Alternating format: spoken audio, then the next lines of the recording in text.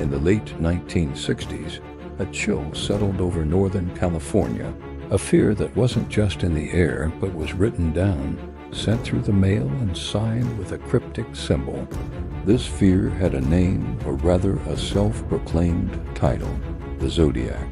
It all began on a cold December night in 1968, near Lake Herman Road. A young couple, looking for a quiet moment, found terror instead. The sound of gunshots ripped through the stillness, shattering not just the car windows, but the peace of an entire region. This was the first act in a horrifying play directed by a killer who craved the spotlight, a phantom who would haunt the Golden State for years to come. What set the Zodiac apart wasn't just the randomness of his attacks, but his chilling need for communication. He didn't just commit crimes. He announced them, he gloated about them. He began a twisted correspondence with major newspapers like the San Francisco Chronicle. His letters were a cocktail of arrogance and menace, filled with details only the killer could know. But it was his ciphers that truly captured the public's imagination and fear. He sent complex, hand-drawn cryptograms, daring the smartest minds in the country to unmask him. "I like killing people because it is so much fun." One of his decoded messages read, "It is more fun than killing wild game in the forest, because man is the most dangerous animal of all." This wasn't just a killer. This was a monster playing a game where the stakes were human lives. The first major cipher, the Z408, was cracked within a week by a humble schoolteacher and his wife, Donald and Betty Harden. They unveiled the killer's terrifying motive. He was collecting slaves for his afterlife. But this small victory only seemed to enrage the Zodiac. He sent more letters, more ciphers, including the infamous 340-character cipher, which would remain unsolved for over 51 years. With each new letter, the threats escalated. He promised to target a school bus full of children. He detailed his methods and mocked the police for their inability to catch him. "I am not sick. I am insane," one letter claimed, while another taunted, "The police shall never catch me because I have been too clever for them."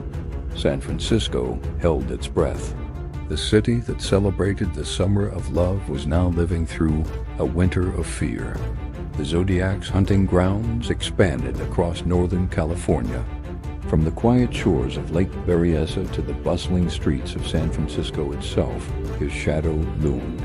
His methods were unpredictable. He used different weapons, a gun in one attack, a knife in another. He targeted young couples in secluded lovers' lanes, but then brazenly murdered a taxi driver in the middle of a city neighborhood. He was a ghost, a specter who could strike anywhere, any time, and then melt back into the fog-draped landscape. The only constants were the terror he left behind and his signature, a chilling crossed circle symbol, a makeshift gun sight that became a brand of pure evil.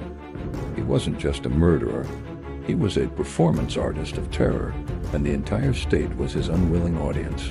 The police were stumped. They had descriptions from the few survivors, but they were conflicting. He was described as a heavy-set man, but his appearance seemed to shift with each crime. The investigation became one of the most intense and frustrating in American history. A massive list of suspects was compiled, stretching into the thousands. But a few names rose to the top, becoming infamous in their own right. The most prominent was Arthur Lee Allen, a former schoolteacher with a checkered past. Circumstantial evidence seemed to pile up against him. He owned the same brand of typewriter, wore the same size shoe, and even allegedly confessed to a friend. But when the evidence was put to the test, it crumbled. His handwriting didn't match, and his DNA, collected years later, was not a match to the partial profile found on the stamps and envelopes. Another suspect, Rick Marshall, a silent film enthusiast, worked at a movie theater near one of the crime scenes. His handwriting bore some similarities, and he had an interest in ciphers and strange symbols. But again, there was no concrete proof, no smoking gun that could definitively link him to the crimes. Then there was Earl Van Best, Jr., whose own son came forward years later, claiming his father was the Zodiac. He presented evidence, including a photo he claimed showed his father with a scar that matched a police sketch, and handwriting samples that looked eerily similar. Yet, like all the others, the case against him remained circumstantial. For every piece of evidence that pointed to a suspect, there was another that cleared them. The Zodiac, it seemed, was a master of misdirection, even from beyond the grave, leaving a trail of tantalizing clues that led everywhere and nowhere at once. After a flurry of letters and attacks in the late 60s and early 70s, the Zodiac's confirmed communications began to wane. The last authenticated letter arrived in 1974. It was a short, almost petulant note complaining about the movie Badlands and signing off with a new chilling score. Me equals 37, SFPD equals 0.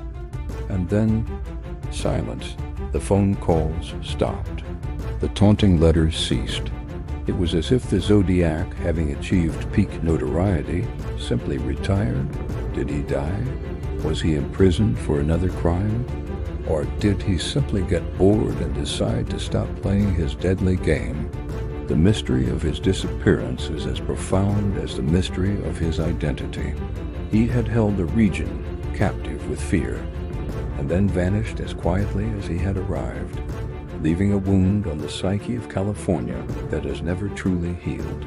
But the Zodiac's story didn't end with his silence.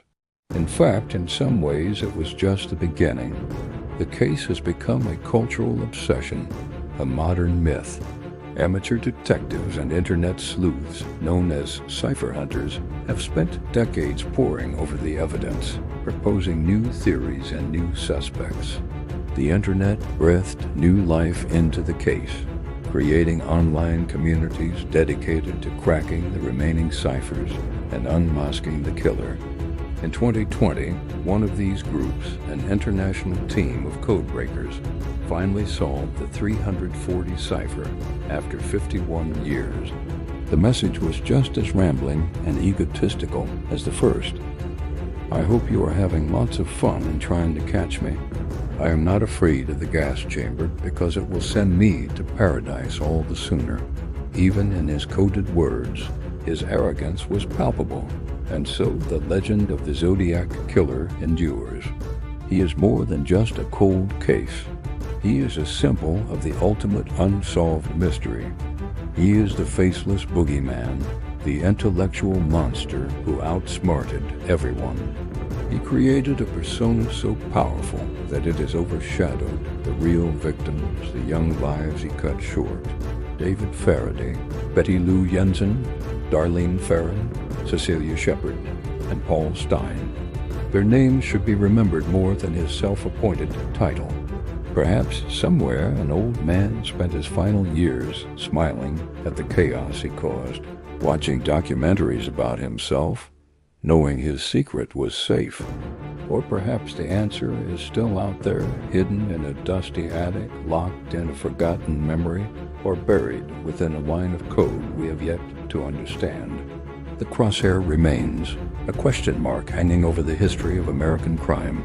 The Zodiac's final taunt may have been his silence, leaving the world to forever wonder and speculate. He crafted a puzzle with no solution, a story with no final chapter. His identity remains one of the greatest enigmas of the 20th century, a chilling reminder that sometimes the monster is never caught, the mask is never lifted, and the fear he created echoes on, a ghost in the perpetual San Francisco fog. Thank you so much for joining me on this deep dive into one of history's most haunting cases. If you find these mysteries as fascinating as I do, be sure to hit that like button and subscribe for more content. Stay curious and stay safe.